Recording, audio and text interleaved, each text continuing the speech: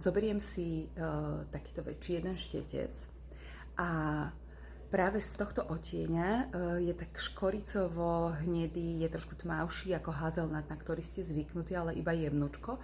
A ten budem vlastne nanášať na záhyb. Takže tu v tejto časti si to vždy tak oklepem. A tu v tejto časti pekne si to vyhladkáme. Tak, aby nám otvorilo to očko.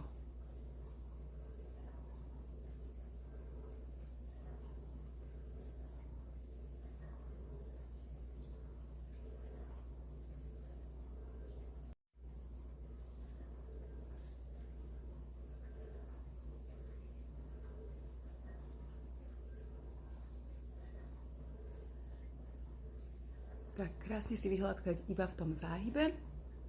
Nepôjdeme ďalej vlastne ako máme očko. A teraz na celé to pohyblivé viečko si dáme krásny odtieň. Ukážem vám. A bude práve tento. Druhou stranou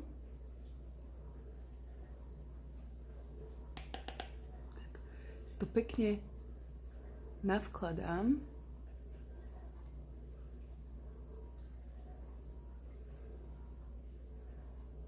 Na to viečko. Pozrite, ako to krásne ukáže. Veľmi pekné. Kľudne aj na také bežné denné nosenie to využijete.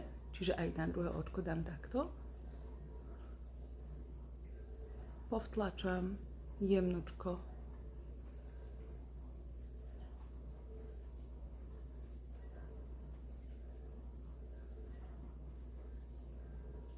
Na celé pohyblivé viečko.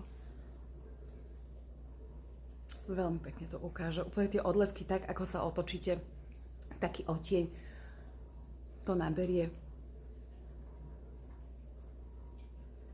Veľmi pekné. A aby sme to ešte viac rozžiarili, tak si zoberiem druhý štetec.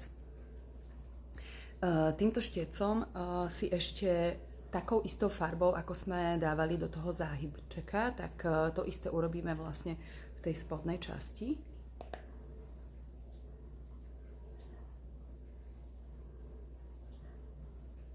Tak.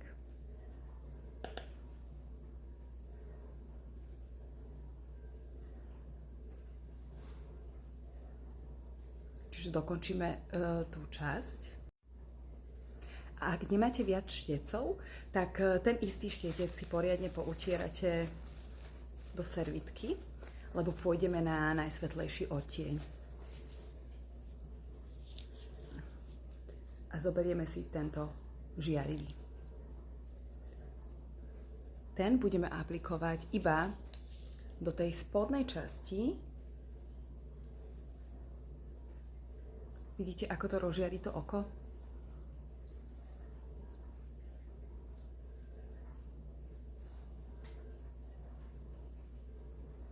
Tak. A potom iba sem do stredu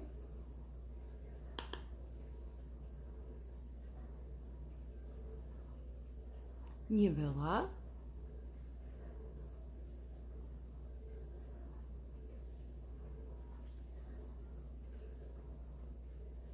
Krásne to ukáže.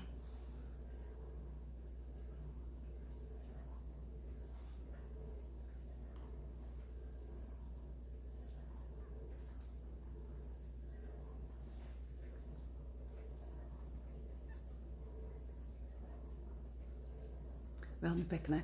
Teraz to dokončíme ešte ceruzkou, čiže budem používať hnedú ceruzku k tomuto líčeniu a dáme si maskaru a ešte z noviniek vám ukážem nové lícenky, ktoré sú s kyselinkou hyaluronovou, takže krásne vám rozžiari aj tie líčka. Dala som si už ceruzku a vodeodolnú špirálu.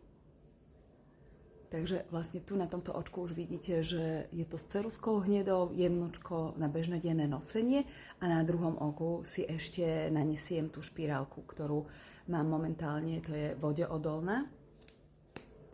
Môžem si prejsť ešte jednu vrstvu. Určite, keď idete k vode, alebo je aj teplejšie, tak sa vám neotlačí. Poďme na druhé očko.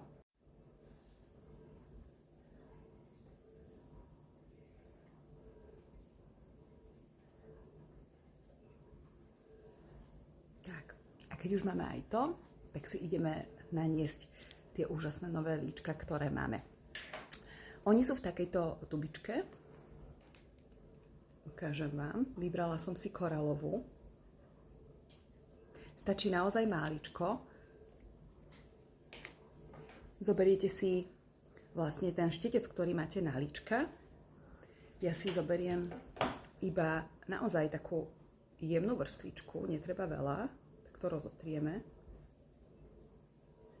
Môžete si to aplikovať aj hneď na líčka, ale kvôli tomu, aby to nebolo hneď také intenzívne, tak môžem vám ukázať, ako to bude vyzerať. Čiže tu v tejto časti si to rozotriem. Toto je koralová farba.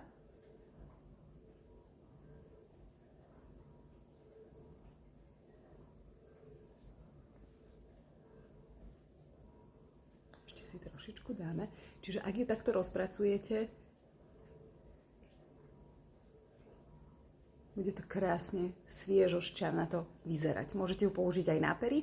Teraz vám ukážem, aké by to bolo, keby ste si hneď aplikovali vlastne a nie takto postupne na to líčko. Čiže si tam trošku vytlačím. Čiže túto farbu takto. Dala som naozaj máličko, lebo toto vlastne rozpracujeme.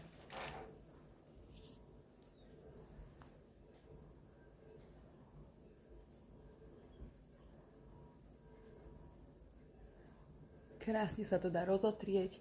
Môžete to aj nabodkovať vlastne. Vidíte, že je to intenzívnejšie ako tu, keď som vlastne najprv na ruku naniesla a potom týmto spôsobom. Krásne tak dostratená. Ale obidve strany sú krásne. Ešte toto rozotriem. Tak. Veľmi pekne šťavno toto ukážem. Môžete si dať aj na pery, ale na pery teraz ja použijem moju obľúbenú kombináciu. A to je ceruska na pery, vodeodolná. A vlastne tento olejček na pery, ktorý máme. Takže cerusku som si vybrala Mauve Nude.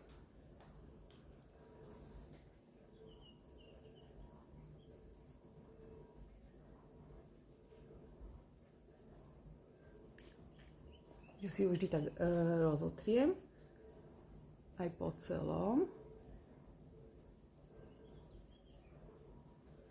Samostatne vyzerá takto, je taká matná. Ešte trošku hornú peru pozerám.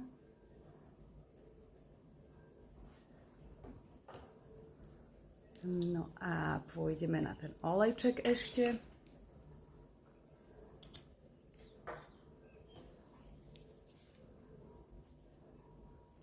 Dávam to väčšinou tak do stredu.